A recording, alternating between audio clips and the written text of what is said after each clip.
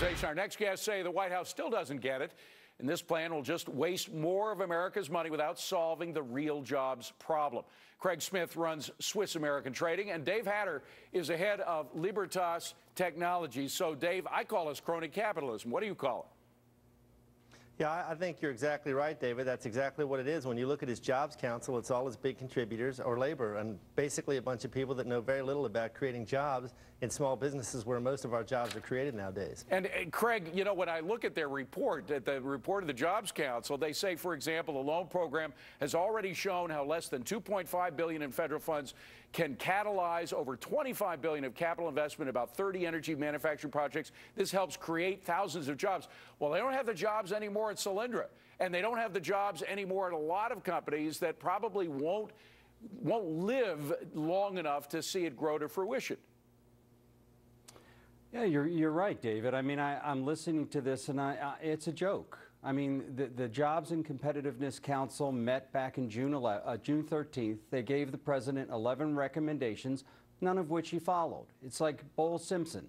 You know, they gave him recommendations. He didn't follow them.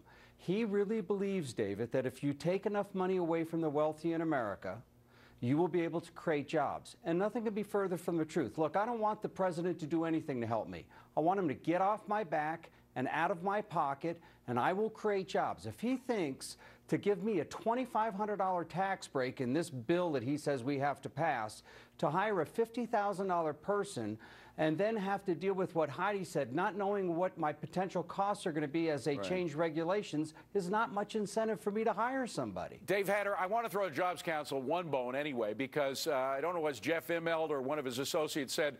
Essentially, the EPA and other departmental agencies are acting as though there is no jobs problem right now in America, the way they are creating more regulations that are preventing businesses from hiring new workers. So he's got to get his own ducks in line, the president does. That came from the Jobs Council. At least they're aware of that.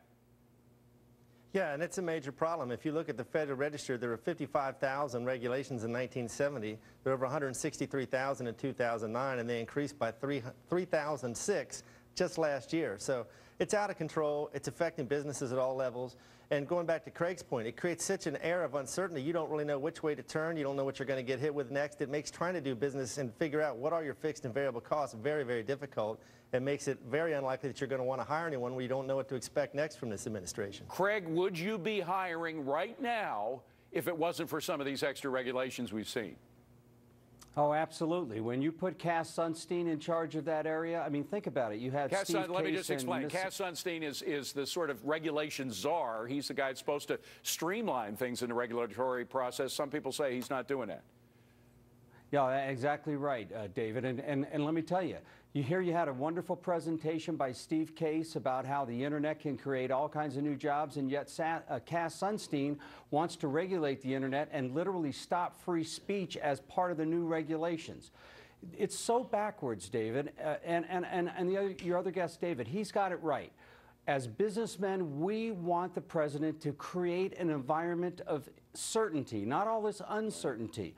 I don't need him to create jobs, neither does David. We need him to create an environment that says, look, you're a businessman. We want to encourage you to hire people. Therefore, we're going to make it stable. We're going to make your taxes stable. We're going to make regulations stable. And we're not going to mess with anything until we get out of this recession. I hear you, Craig. And frankly, I've been hearing that from a lot of small business people. Craig Smith, Dave Hatter, thank you, gentlemen. Good to see you both.